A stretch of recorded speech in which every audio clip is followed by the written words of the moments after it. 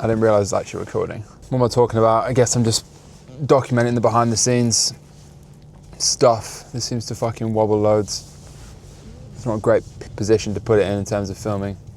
I am off into our office, which is for a co-work, for 2 interviews. We're hiring an influencer manager because we're trying to crack that channel next. Fuck's sake, there's far too much sun. Doesn't do well in the sun. And yeah, to be fair, I must be super bipolar, but this is the sort of stuff I like doing in person, like meeting candidates and like selling the vision. And yeah, I think ultimately there is benefit in being hybrid. Having a hub, which for us is a small co-work space membership. We don't have a fixed office, but we use like meeting rooms and shit for stuff that we do need our own room for. And then obviously having the freedom to not be fully in the office like 5 days a week. Although a bit of me does think we're kind of not getting the benefit of either side. We're not fully in an office with everyone, but we are largely hiring London-based people, or certainly UK-based people, most people in London. So yeah, like if you go fully remote, you get the benefit of hiring anyone, anywhere, and being able to live anywhere, which does have pros and cons. But then if you go full office, you get the benefit of obviously like building a culture, being focused on the same thing. I feel like we're kind of halfway in between at the minute, which maybe works, and maybe I'm overanalyzing it. Fuck me, it's sunny. But yeah, sometimes I think we need to commit to either side. My preference is usually remote because I genuinely work better remotely, at least for the stuff I do. But right now I'm very much in a season where the business needs my attention in person for a lot of things. We've got a lot of new people starting. I do think in-person time is useful, especially up front. We've hired like 4 new roles in the past 2 months, and then I think 2 more come in now, and maybe 1 more in a few months, and then that's pretty much it. It'll be a team of like 15 full-time for 2025, and then obviously a few agencies on top of that. I do think our Opex is quite high. I'm not going to share exactly what that is. It's not bad. I think it's high compared to what I'm used to being, basically founder plus a few freelancers. But also we're very much hiring to grow, which does come with risks, but I think it's the right thing to do when we're trying to build a category leading brand. I mean, I would say we're the UK leader in terms of revenue and brand awareness. I mean, people would think one of our competitors is bigger than us. I'm not naming their names, but they're objectively not, because I've seen the numbers or I've been told the numbers, provided they're correct. And now, yeah, obviously the vision now is to become European leader over the next few years, with Germany being the first country we've gone into, which is growing pretty quick. It's not growing quite as quick as the UK did, but I think that's kind of inevitable, being we're a UK team and translations and stuff, and understanding the market there is definitely harder. So yeah, fuck me, you can barely see. I'm just kind of rambling. I'm just going to film some shit while I'm driving in. I really should be getting the train in, but I can charge my car right outside and it's pretty convenient, so that's what I'm doing. Although I'm cutting it fine because I'm going to get there 10 minutes before these interviews. And I don't mind London when it's sunny in winter. It's kind of nice, like cold and sun. It's the rain and grey that we normally get that really pisses me off.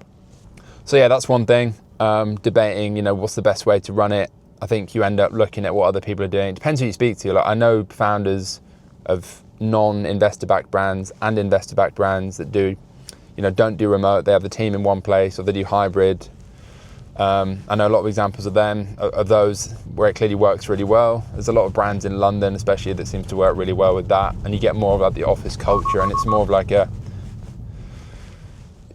build more of a lifestyle around the business, doing it that way. Whereas remote, it's kind of like you just by yourself in a fucking flat. And the benefits of that seem reduced unless you're doing it in like a really sunny place. You get the benefit of not living in the UK in winter.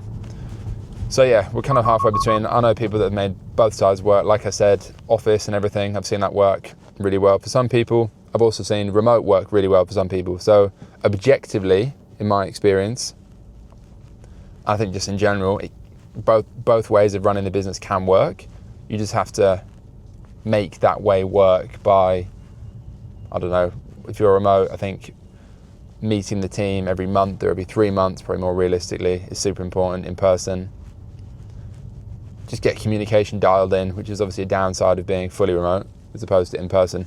You can definitely get stuff done quicker in person for creative stuff, particularly like product development and all that stuff. But I do also think you waste a lot of time just like small talk and chatting, whereas if you're remote, you know, just crack on and get stuff done. So yeah, maybe a bit of both is optimum, and that's kind of what I'm doing right now. So yeah, the business is based in London. We do have team members and agencies that aren't in London or even the UK. And yeah, it's a dynamic, evolving thing, basically. So what else is going on? Didn't really think about what the fuck I was going to talk about, but I do like to record stuff in the car. It feels quite a good time to speak my mind. Another big role we hired for, maybe this is a separate video, probably won't say too much about it, was an MD again.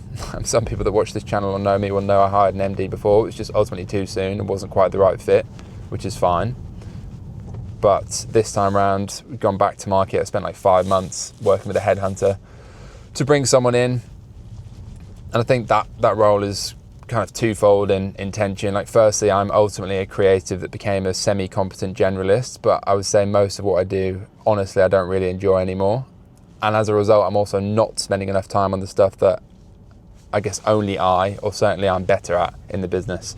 Like generally the product, creative, brand stuff, which can sound a bit fluffy, but at the same time, that's everything. You can't out-market, you know, a poor offering. And I don't think we've given the brand and product range enough attention in the past year, especially, to be honest, since we raised money for the first time. I probably should have hired more people sooner. So we're definitely playing catch up a bit.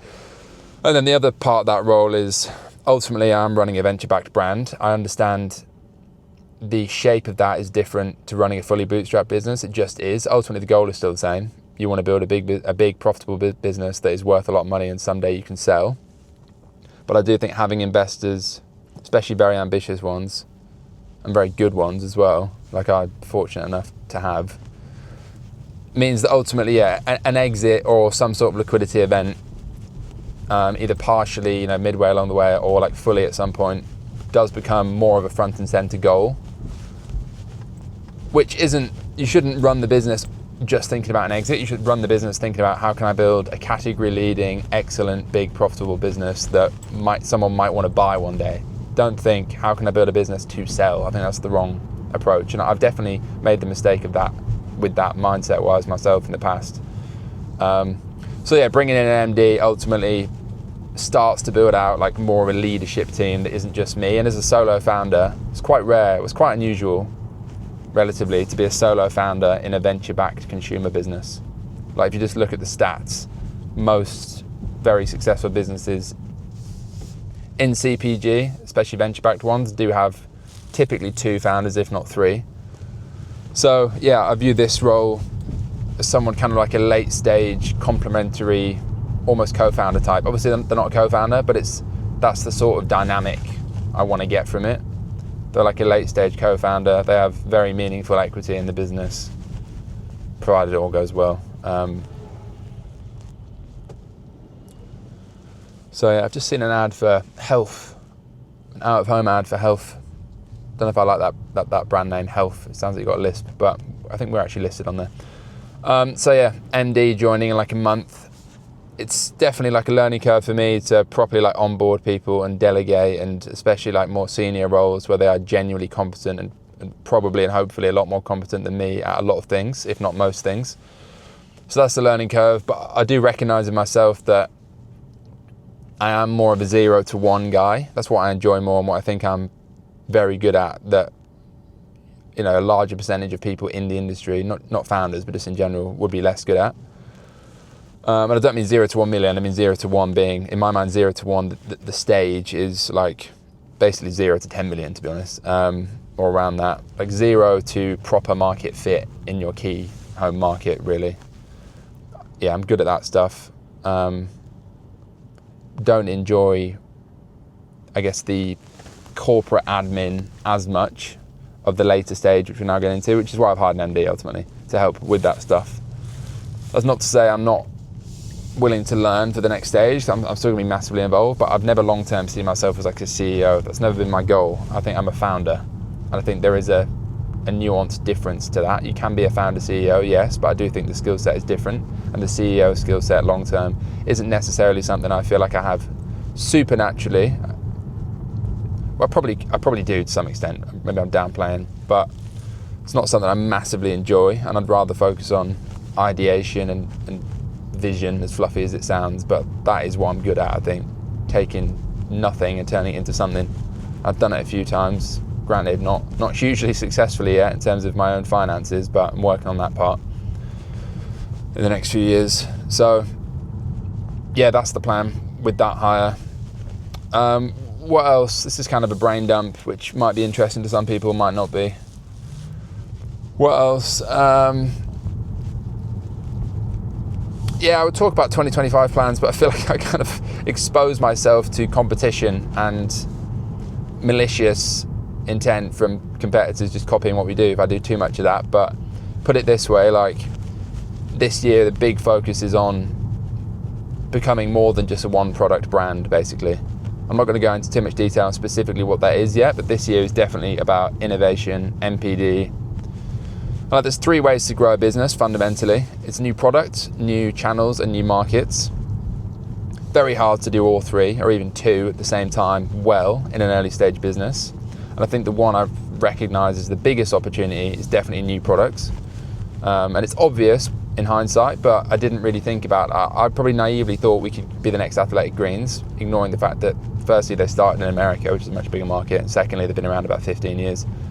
Pre-iOS and pre-heavy competition on Meta. So yeah, product's the biggest one, but we are doing a bit of new channels with retail that I've mentioned, which this year will probably be like 10% of revenue, give or take. Won't say what that is, but about 10% is the plan. And then a bit of new markets with German copy-paste of our English website into Germany, but that's just D2C. So yeah, new products is the main thing with a bit of new channels, bit of new markets. But yeah, we're not like full sending all 3 levers, we're full sending MPD. And yeah, I just hired what I hope is going to be a really fucking good MPD person who comes from some pretty sick brands, both entrepreneurial ones, but also bigger ones. So kind of a good combination of experience. Fuck me, I'm cutting it fine to get to these interviews on time. So yeah, that's another area. Oh fuck, I just missed that turning. It's funny, I often feel semi-conflicted making these videos, because I know some of my investors watch these videos, but I'm not saying anything that they don't already know. I just in general sometimes feel conflicted about making content when I'm running a venture-backed brand, and how much do you want to share, not just that might be viewed a certain way by investors or future investors or buyers or whatever, but also attracting competition from other brands that have raised money and stuff, which has happened.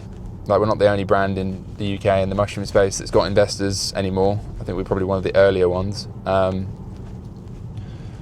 yeah, sometimes I feel conflicted about that, but I'm pretty open with investors and stuff on that. And I actually personally think, for me, making content and having some sort of presence is net beneficial. Like, it's actually helped with hiring, which might not be surprising, or might be surprising. People say, "Oh, I've watched your videos, I really like the vision, I want to be part of it." I mean, that's happened recently with someone we interviewed yesterday, for example.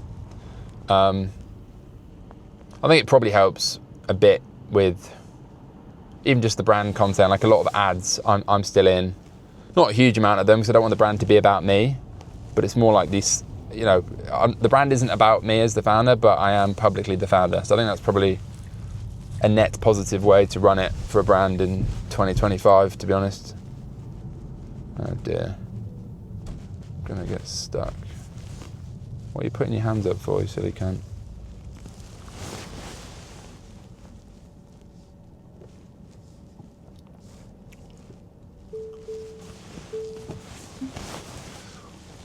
Drivers in London are so angry all the time. Like, I literally just drove past you and left you space to go by, and this guy's like making gang signs in response. Very strange. there is often like a feeling that people in London, or the UK, but I feel like London particularly, are just fucking angry all the time, or like grumpy, and can't blame them, to be honest, sometimes in winter, but I think it's a weird like UK mindset or attitude where people just get angry at each other for no reason. Like, yeah, I'm driving down the road just like you, and I'm not doing anything wrong. But yeah, I digress. I do think my head definitely feels more like locked into work when I'm in a cold, wintry UK environment. Although at the same time, I often think I get more deep work done if I'm in like Bali in a villa, locked in, surrounded by other founders, because that's the thing I do miss when I'm in the UK and like the office environment is most people aren't founders, and it does feel quite lonely. But anyway, I don't know where I'm going with this video. I'll probably wrap it up. Rambled enough. Maybe I'll do a Q&A in the next one if anyone's got any questions, they want to know about some shit. See if I can answer them. And on that note, I'm going to go do these interviews. Big week and month and quarter, very big quarter ahead. Some upcoming plans, which I may or may not share. Probably share them once they're done. And yeah, catch you in the next one. Cheers for watching. Subscribe to the pod. Peace. New home office setup. Maybe I'll do a little tour of this at some point. We've moved again for 6 months. A new base. Got a Herman Miller Aeron remastered large chair. Probably the comfiest thing I've ever had. And I've got a little walking treadmill thing, which is quite good. So it's very optimized setup in here. It is just a spare bedroom, but that's what every home office is, right? I'm in the office this morning, weirdly. 3 hours with the new MD we've hired, who's starting in like 2 weeks, which is a big step. So we're doing like pre-onboarding stuff, basically talking about the history of the business, challenges, performance, growth plans this year, team, and just try and get him up to speed basically before he starts, because it's such a big role that, you know, he's got a lot of pre-reading to do, and given the nature of the role, he's going to be working very closely with me, but eventually, you know, there'll be no one above him in the team, so to speak. And I'm still trying to figure out the dynamic of, am I effectively the CEO, even though I hate that term, and he's the MD that reports into me, or is he the MD, which is effectively the CEO, and I'm the founder, kind of on the right or left of him rather than above him in terms of reporting and so on. And like, who will head of growth reporting to, who will product person reporting to? Haven't figured that one out entirely, because basically it depends. Do I want to be the CEO and he's the MD that runs the stuff and reports into me? Or do I want to be the product and brand guy and he runs the day-to-day? Probably leaning more towards that, but it will depend how things go. And I have hired an MD before actually, but I haven't hired an MD at this stage before. Now the business is 3 or 4 times bigger than it was. So yeah, that'd be interesting. I always get a bit of imposter syndrome when I'm hiring people that are objectively better than me and quite a bit older than me and paying them more than me. But that's just part of being a founder, I suppose. I need to get the fuck over it, basically. So yeah, I'll do that. I'll catch you in a bit. But this is a meeting room in a fora we use. Tintagel House. It's like Vauxhall area opposite, well, kind of near Chelsea Bridge, near where I used to live, in Battersea. We booked these out. We don't actually have an office. We have a co-work, so I don't come that often, probably like 1 to 2 a week if I'm in, but these meeting rooms are good. You end up spending almost as much as having a fixed office, to be honest, just to have a meeting room, but you get all the amenities. So I'm in here for 3 hours this morning. Like I said, onboarding a very important new hire, get them up to speed on everything. And yeah, like onboarding and hiring is something especially the onboarding part, I have to deal with hires. It's probably not something I've been naturally very good at in the past, but it's fucking critical to build a proper business, right, and build a proper team. So yeah, it's pretty minging days like this, a question. Why do we base the business in London? But yeah, you can't even see it. That's where I used to live. But yeah, we also do like investor meetings in rooms like this. Pretty expensive way to do. I meet with 2 people, one other person, because it's an 8-person room, but I booked it super last minute. So yeah, pretty cozy though. Obviously super clean. You get all the drinks and food and shit included, and I'll present on that screen.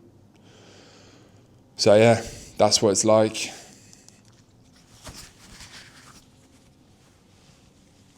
kind of a day in the life when I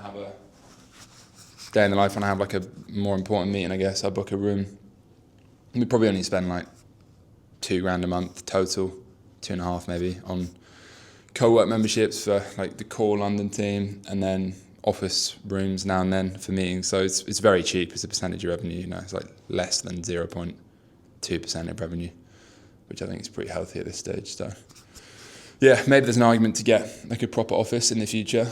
Like you basically have to weigh up the cost of the office, which, you know, for a decent sized one in London, you're probably looking at 6 to 10k a month, which is kind of crazy. Maybe a bit less, maybe 6k a month. And then obviously like the time and cost to get in, but like it comes down to ultimately over like a year, do you get more out of your team by them having a nice place to work? Potentially, yes. So you got to think a bit more logically. It's not just cost. It's like what's the ROI on that, basically. So yeah, I'll do this meeting. I won't film any of it because I don't film like actual shit I'm doing. But yeah, thought it'd be interesting to show you where we do stuff, and I'll catch you in a bit.